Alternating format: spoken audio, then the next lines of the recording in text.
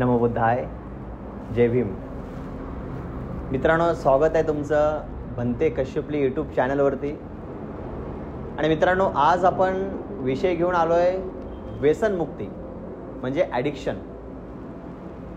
आजच्या काळामध्ये तरुणांना anxiety, depression, tension, over thinking, masturbation अशा वेगवेगळ्या प्रकारचं ॲडिक्शन आहे, ज्यामध्ये दारू, सिगरेट, स्मोकिंग, मानसिक आजार आहेत. आणि या आजाराची पार्श्वभूमी, हे आजार कसे जडतात, हे आजार आपल्याला कसे लागतात, हे ॲडिक्शन्स आपल्याला कसे लागतात, मानवी मनाला हे विकार कसे लागतात, हे आज आपण या व्हिडिओमध्ये समजून घेणार आहोत. आणि त्याच्यापासून मुक्ती कशी मिळेल, ते तुम्ही थांबवू कसे शकता. कारण की मला वाटते युवकांची, तरुणांची ही फार समस्या आहे. 21 days golden rule of success हा मी नियम बनवला होता. त्याच्या 7,500 PDF मी इंस्टाग्राम आणि व्हॉट्सअपच्या माध्यमातून आपण यूथपर्यंत पोहोचवल्या. खूप छान रिस्पॉन्स त्या गोष्टीला मिळाला. तर मला वाटलं की यूट्यूबवरती या ॲडिक्शनमधून मुक्ती होण्याची सिरीज आपण सुरू केली पाहिजे. आणि त्याला अनुसरून ही ॲडिक्शनपासून मुक्तीची सिरीज आपण सुरू करतो आहे.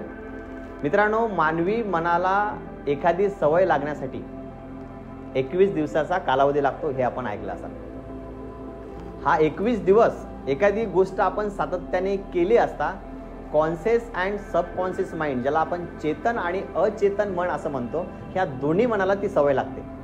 आणि म्हणून आपण काय करायचं आहे की या 21 दिवसामध्ये जर तुम्ही एखादी ॲक्टिव्हिटी करत असाल, मग ते चाहे स्मोकिंग असू द्या, ड्रिंकिंग असू द्या, मास्टरब्युशन असू द्या, ओव्हर थिंकिंग असू द्या, डिप्रेशन असू द्या, वेगवेगळ्या प्रकारे अभ्यासात मन न लागणे, चिडणे, रागावणे, मूड स्विंग होणे, अशा प्रकारचे जे काही मानवी मनाला लागणारे लागलेले जे आजार आहेत, या आजारातून आपण कसं बाहेर निघू शकतो.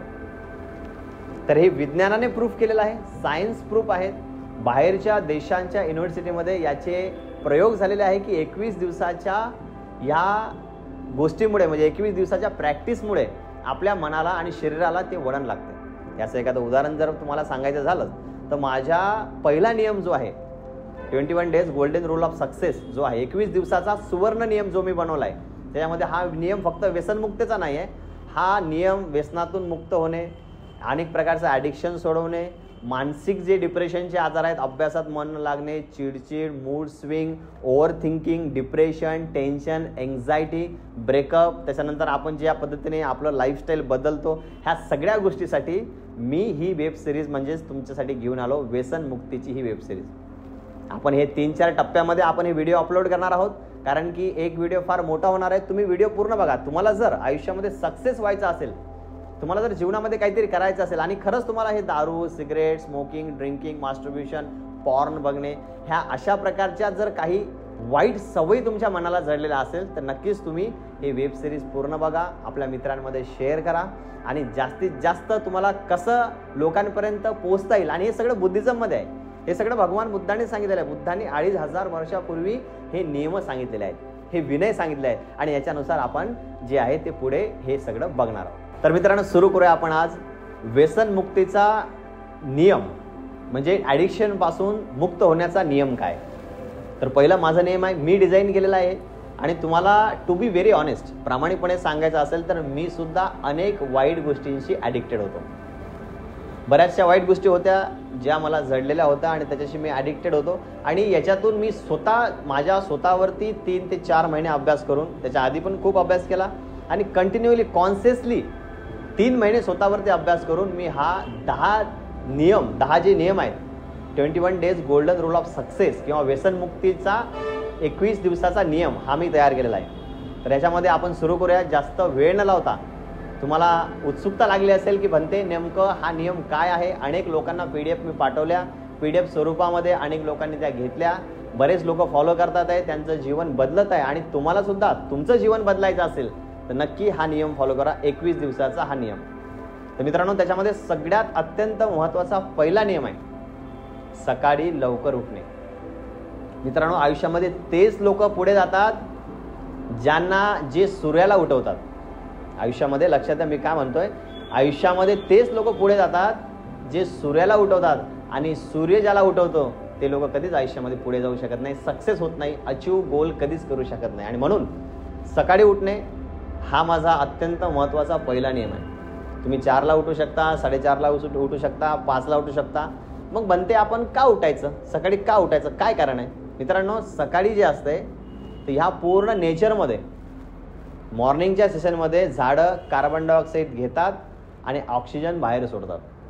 सकाळच्या या कालावधीमध्ये जेवढेही इथे दिस इज अ स्पिरिच्युअल रिझन, हे एक धार्मिक रिझन आहे जे मी तुम्हाला शेअर करतोय. सकाळच्या वेळेला एक ब्रह्ममुहूर्त अशी एक पद्धत आहे. ब्रह्ममुहूर्त म्हणतात, आपण कुठल्या देवाचं अस्तित्व मान्य करत नाही, कृपया ब्रह्म म्हणल्यामुळे त्याचा वेगळा अर्थ घेऊ नये बौद्ध आमच्या उपासक उपासिकांनी. ब्रह्ममुहूर्त म्हणजे it's a divine time, it's a spiritual time.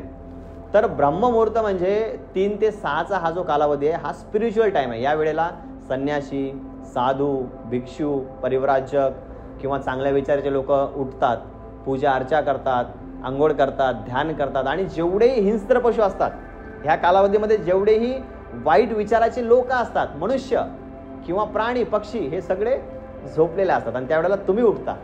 त्यामध्ये निसर्गामध्ये एक पॉझिटिव्हिटी असते, एक पॉझिटिव्ह एनर्जी असते, the energy of Buddha, the energy of positiveness.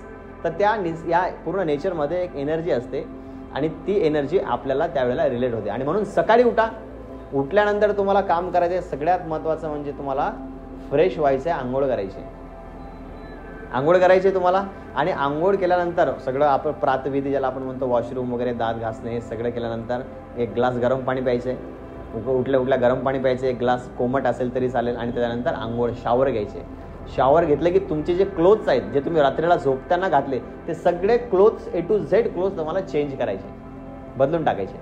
आणि त्याच्यानंतर तुम्हाला करायचं आहे की तुम्ही ज्या धर्माचे असाल, असं नाही मी बौद्ध समाजासाठी सांगतोय, बुद्धिस्ट असाल भगवंतासमोर अगरबत्ती मोमबत्ती प्रज्वलित करा, ख्रिश्चन असाल जीजसला प्रेयर करा, मुस्लिम असाल नमाज पढा, हिंदू असाल देवाची भक्ती आराधना करा, गायत्री मंत्र म्हणा, Hanuman Chalisa, what ever you can do. तर तुम्ही सकाळी आंघोळ केल्यानंतर 10 मिनटं पूजा अर्चामध्ये तुम्ही घातले पाहिजे. आणि त्याच्यानंतर 15 मिनटं करायचे तुम्हाला मेडिटेशन.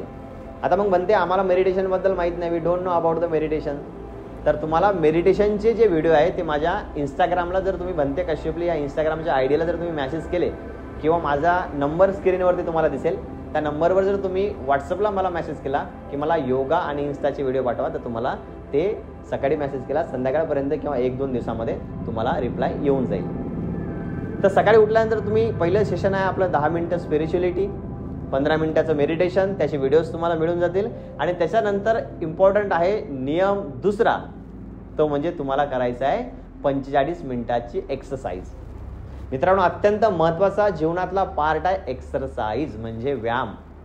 हल्लीच्या जमान्यामध्ये माणूस एवढा बिझी झालाय, पैशामध्ये, लेकरामध्ये, प्रियसीमध्ये, प्रियकरामध्ये, संसारामध्ये, EMI मध्ये, हप्त्यामध्ये, जीवनामध्ये, भांडणामध्ये, तंत्यामध्ये, वादामध्ये, नाना प्रकारच्या डिप्रेशनमध्ये, ह्या सगळ्या भौतिक जीवनामध्ये रममाण झालेला आहे मनुष्य.